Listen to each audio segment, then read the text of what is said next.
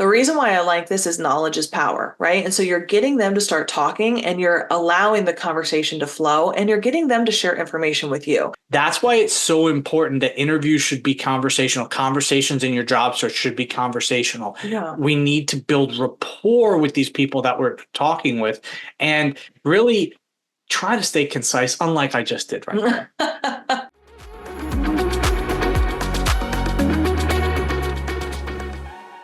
Welcome back to the Career Advancement Academy. It is the second week of January 2024. I cannot believe that we are already into a new year, but this month we are talking about ways to authentically advance your career, starting with your branding. We are so excited. Last week we talked about some do's and don'ts for your resume and how to really start with your personal and professional brand and how to do it authentically, especially considering that last year's word of the year, according to Merriam-Webster, was authentic. Well, I guess we better have this authentic version of us out there the right way. And I think our podcast title today might have kind of led individuals to think something else was going to be going down, but we're talking today about the personal branding framework your competition is using to land your dream job. And trust me, they're being authentic. Yeah, absolutely. So we're going to give you the framework.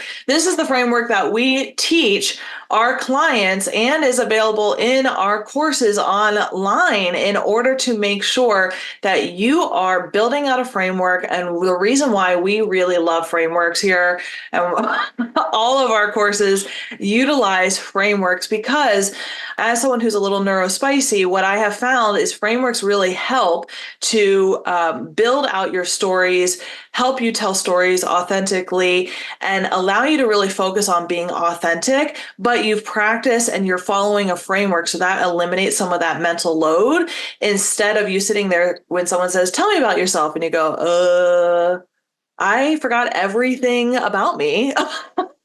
Or the opposite, where it's like, well, I was born on a snowy day in February, right? And you just start talking, and their eyes glaze over.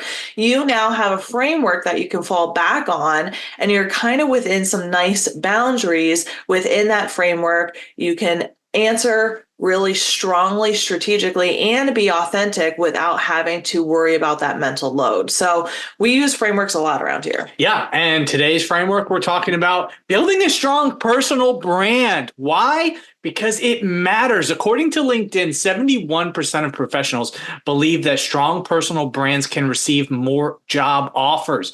71%. That's 7 out of 10. Yeah, that's a lot. And personal branding is really, really important these days, especially with the rise of social media, job searches being overwhelmingly frustrating, and this need to really differentiate yourself from the market. So what is personal branding?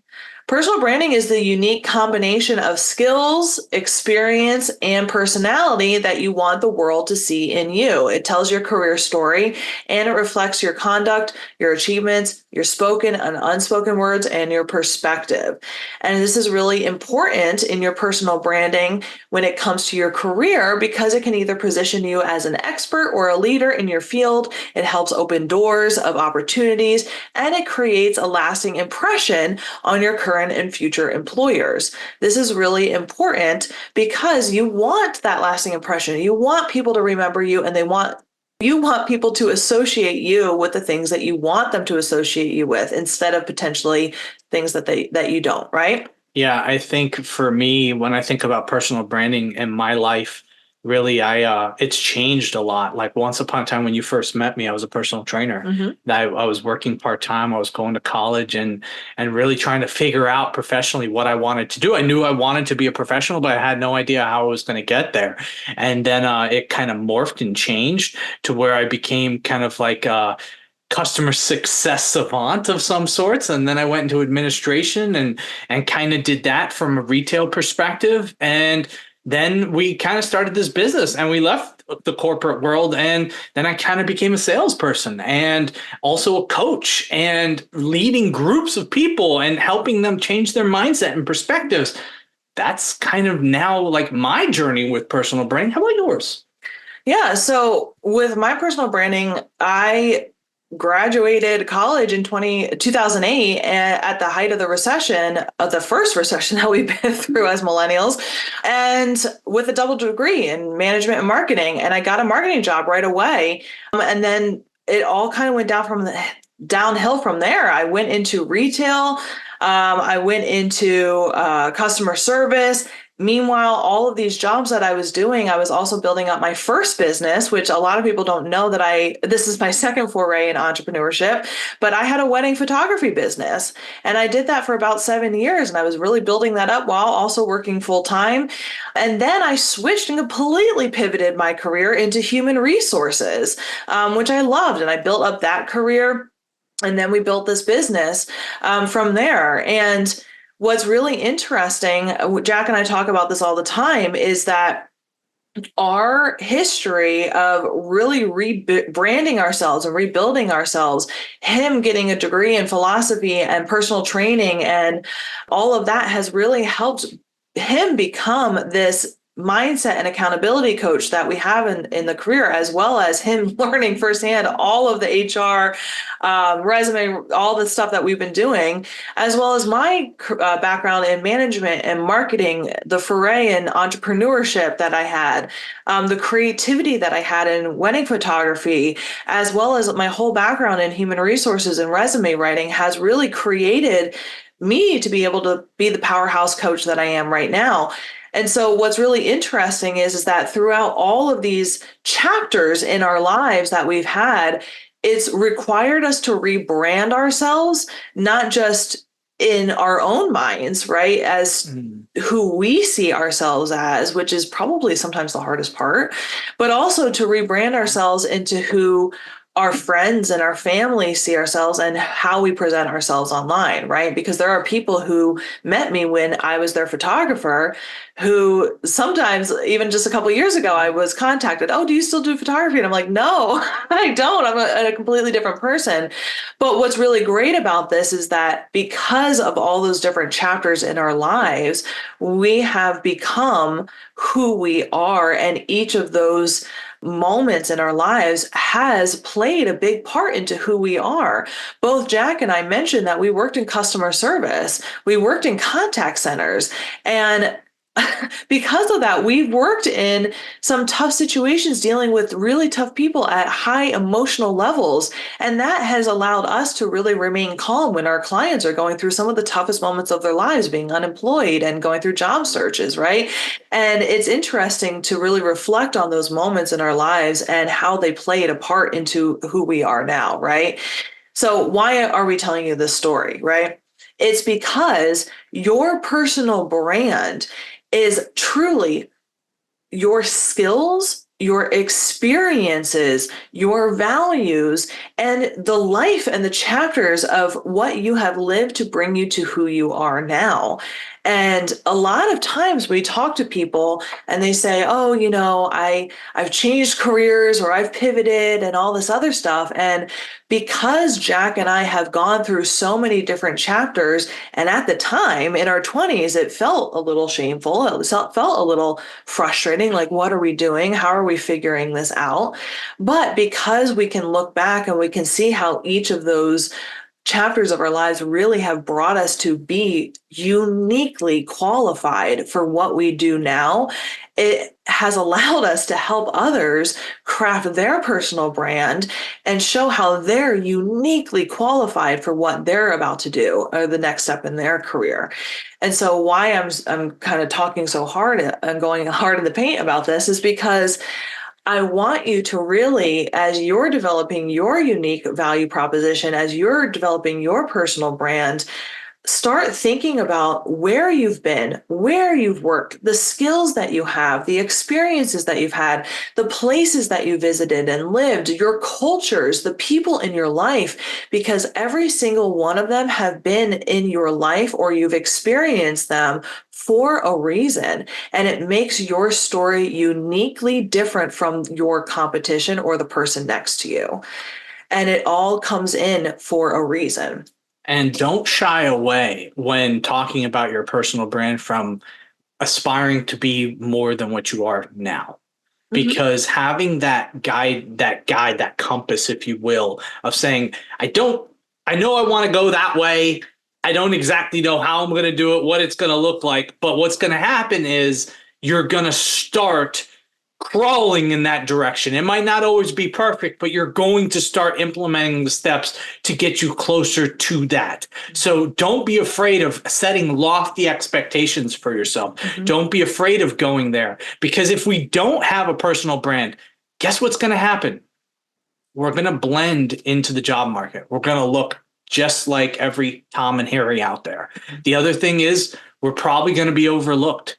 We're not going to be able to stand out because we don't have like Kara said, the UVP, the unique value proposition that makes us unique. We're going to have challenges to network with others because we can't find our own value within ourselves. So how are we going to be able to present that to others in this process, right? Like, those things matter. And that lack of that clear personal brand and that clarity of who you are might hinder somebody from wanting to champion you for a potential role. The other things are, we're going to run into missed opportunities because we don't have good brands. People can't find you if they don't know what you do. They can't find your flag if the flag's not up there, if you're not putting your voice out into the void in some way, shape, or form. People gravitate towards the story that they resonate with. They gravitate to something that's like-minded. They gravitate to somebody who sees their vision. If you are not presenting who you are and championing how you feel about what your vision is, how is anybody else ever going to believe in it too? And it's also so important to avoid inconsistent messaging, which can lead to a disjointed narrative. But also, the biggest thing about the branding, you. It's being able to have self-confidence in who you are, and being able to have that self-assurance and that professional presentation on all areas of your life is going to be key. Mhm. So a personal brand really isn't just for the outside world. It really is a great thing, right? To be able to clearly present yourself to your audience, to potential employers, to networking contacts, friends, family, etc. But it's also for you, right? To understand the value that you bring, to understand your worth. And like Jack said, this is impactful on your self-confidence. If you don't have a high level of self-worth, if you don't have that self-confidence, it's going to be a very confusing personal brand. You're not going to know how to show up and where your place is in the market, in your job, in your life, in your family, right? And so this is why this month we're taking some time to really help you understand and how to develop that UVP. If you don't know what that is, check out last week's podcast episode, check out last week's YouTube video where we help you develop that UVP, because this is really critical. That self-awareness piece is absolutely something that is a critical piece for you to develop as you grow in your career. The reason being is because if you don't know what your value proposition is, if you don't know what your value is to present to the world and what your specific personal branding is, it is going to be very easy to fall into that trap, especially in a job search where you're trying to twist yourself, right, into a pretzel based on what you perceive is the expectation of other people. And unfortunately, what that's going to be is there's going to be a lot of misses. It's going to be a lot of confusion, and it's going to be a big nosedive for your self-confidence as you go throughout this market and throughout your career. You're going to constantly be trying to people please and trying to present yourself as someone else than who you truly are. It's going to come across as inauthentic, and it's going to come across as sometimes desperate and with low self-worth. And so why we're saying that this is so important is because when you can do this authentically, you can figure out what your value is. Not only is your confidence going to go up, but you're going to find the place that's going to value who you are, and you're going to have a more long-lasting, fulfilling, and impactful career. The caveat to this is that you're going to be facing some more rejection. And here's the reason for this is because instead of you going out and trying to be the perfect fit for everyone, right? And pretzeling yourself and going home at night going, who am I? I don't even know. You are going to stand tall and say, this is who I am. And some people are going to say, that's not for me. And that's okay, because I don't want you to go towards people who you are not right for, because that's going to create a toxic and inauthentic environment for you where you're going to burn out even faster. This is why it's so important for you to do this so that you can find not only who you are, but the environments where you will thrive. So let's talk about some frameworks for your personal branding and how you're going to, once you've figured out what that is, how you can present your personal branding when asked, right? So this is that framework that we were talking about. What I really like about this personal branding is that this is my personal framework for how to answer that "tell me about yourself" question, right? It's also known as an elevator pitch, right? So why this is so important and why we find this is sort of like that hidden card in your back pocket to always have ready and available after you do your personal branding is because as you go about and network, as you go into interviews, it is one of the most common questions that are asked. In fact, it is the most common interview question asked. It's also asked all the time at holidays, at networking events, at any event that you end up going to. So having this prepared is going to make you look like a very confident individual, and it's going to be clear and concise and let people know exactly who you are. Ready to dive in? Let's dive in. All right. So we're building your brand, right? So first, in order to do so, we need to share a little bit about ourselves. We need to bring the person in and make them feel us, make them like us just a little bit of who we are. How do we do that? Just a quick overview of what we want them to know about us, right? This should only be about 10 seconds. Hi, I'm Jack. I'm a mindset and accountability coach, and I also do sales for my organization, helping high achievers find jobs. Something very, very short and sweet. I do work with my wife. We live in the Nashville area, and we work from home. I really like for this first part to make it a little bit personal, and Jax is great, and that's absolutely fine if you want to do an overview of who you are. However, I like to make mine a little bit personal. And here's the reason why. The reason why is when you share something a little bit personal. Now, if in an interview and stuff like that, you want to be careful about what's personal because you don't want to share anything that's going to be too personal. But the reason why I like to make it just a little bit personal is because when you share a personal fact about yourself, you're not giving away too much, but you're giving away just enough that the other person feels like they're let in on a secret about you, right? And that, psychologically speaking, is enough to allow that person to feel very endeared to you and connected to you. So for mine, for the 10 seconds, it might be, oh, hey, my name is Kara and I live in Tennessee with my 2 black cats. And when it's great and warm outside, you can find me in the hammock, right? So it's 10 seconds, very quick. And it doesn't even talk anything about work, but now all of a sudden a little bit about me that you're like, oh, I feel like I kind of know her a little bit, right? That's the first part. The second part is going to be about your professional experience, right? Because most of the time this is asked in an interview, so we want to get down to business. Mm-hmm. We want to keep this 30 to 45 seconds, and I typically break this into 2 parts. So how I do it is I have the first part be sort of overarching as to who I am. This is my personal branding statement. It's going to be, if you listen to last week, it's going to be that I help this target audience using these types of skills, getting these types of results, and then a specific accomplishment that speaks to that statement, right? So we want to back it up with some facts. Here's what I do, and here's the proof. Right. So for me, it would be I'm an executive career coach and Forbes writer and executive resume writer. I have helped. My mission is to help high achievers and leaders live impactful lives, starting with their careers. Over the last 4 years, I've helped over 7,000 individuals and have negotiated $12 million in salary increases. Probably more at this point, but I haven't updated it. But the reason why I like this is because I've told you exactly who I am and what I do.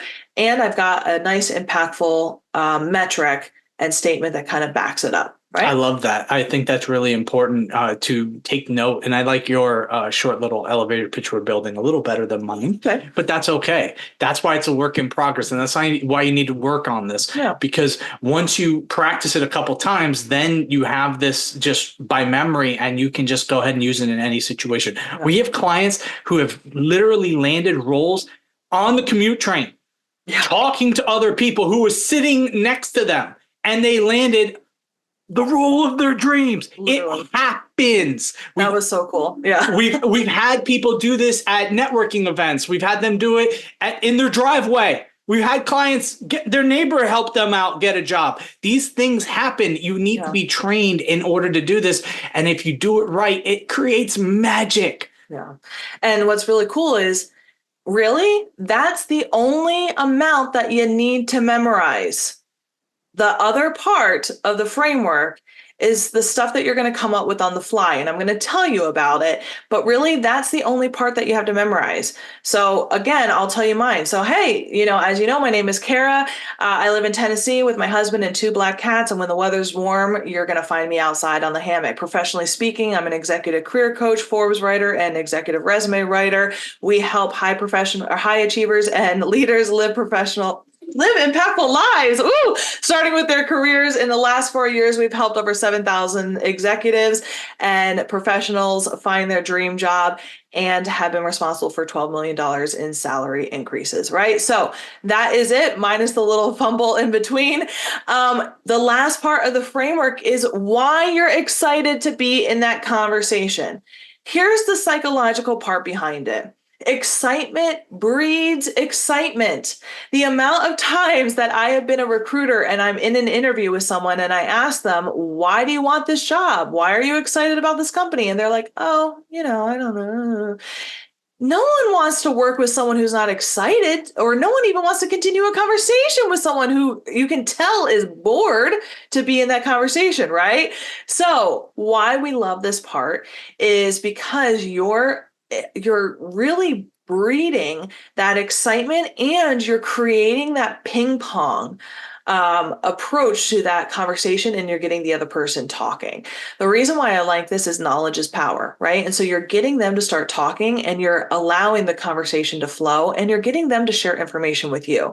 So what I like to say is, hey, what drew you to this company? Or why are you excited to speak to them? Or this is also a really great chance to relay some information about the company or the person that you've already kind of researched, or ask a question about the other person. So this might look like, and professionally speaking, I'm blah, blah, blah, blah, and here's an accomplishment to back that up. And I'm really excited to be talking to you because I looked up the company online and it looks like their values really match mine, especially in the value of integrity. I'd love to hear from you. How does that value really play into this role of director of marketing, right? So now all of a sudden, that elevator pitch is short, it's impactful, it's engaging, you haven't lost anyone's attention, and now you've turned it back on them and you started the conversation really going. I think that's so important because we all want to be engaged in a conversation. We all don't want to zone out. We've all been there, right? When someone just starts talking and then you're just like, oh God, they just want to keep talking, right? And they just keep talking and keep talking. And then all of a sudden at the end, you're just like, oh, well, I guess we should just move on and end this thing because it's not really going anywhere productive that I'm enjoying at least. And that's why it's so important that interviews should be conversational. Conversations in your job search should be conversational. Yeah. We need to build rapport with these people that we're talking with and really try to stay concise, unlike I just did right there. But listen, this framework has been overwhelmingly powerful for so many people. And in fact, it is probably my most viral TikTok video. And if you found this podcast from that video, great. The reason why it's been so helpful is when you have this framework memorized, it is a great way to start a conversation. Most of the time, people start conversations with tell me about yourself. This is going to help you not only build out your personal brand, help you convey it powerfully, like a leader, and get that conversation going. And it's going to alleviate any concerns about who you are and what you bring to the table. I'm so glad that you listened to this podcast episode. If it has been helpful and you are excited about your personal brand and you're watching this on YouTube, let us know in the comments your 3-part framework, a little bit of some bullet points of what you would say in your answer to tell me about yourself, because we would love to read it. In the next upcoming weeks, we are going to be talking about how and why you should be really conveying your personal brand across your LinkedIn profile online, how to create content, all of this really great stuff, and how to really take your personal brand to that next level. We're even going to dive in and show you how to network with it. I know. Woof. I'm very, very excited about it. Really make sure that if this is something that you are really excited about, that you are subscribed to our podcast on any major podcasting platform that you listen to. Make sure that you're subscribed to our YouTube channel, Optimized Career Solutions on YouTube, so that you are notified when we drop a new episode. We're going to be dropping a new episode tomorrow to continue talking about all of this really great stuff. All throughout the month of January, we're going to make sure that you are starting the year right, defining your personal brand, being authentic in your career, and advancing your career the strategic and authentic way. Cheers. Have a great rest of your week, and we'll see you next week.